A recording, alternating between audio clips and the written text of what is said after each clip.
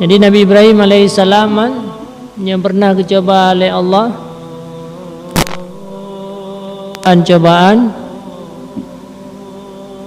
legonya merupakan orang yang berat ne pumlia jami, sehingga hana pernah ne pajuh makanan tidro. Pada ingin kena pajuh makanan gemitangon, menyahana merompak hana piu-piu boleh, bahkan terus perjalanan 1 kilo 2 kilo sampai padum-padum kilo ke mitangon, yang penting benangon tu pajuh bena jami sabi. Sehingga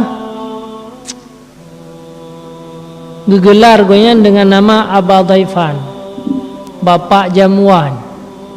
Jadi ini kan bapak pembangunan kan, bapak pula indam kan. Nabi Ibrahimnya bapak Dhaifan, jadi bapak jamuan.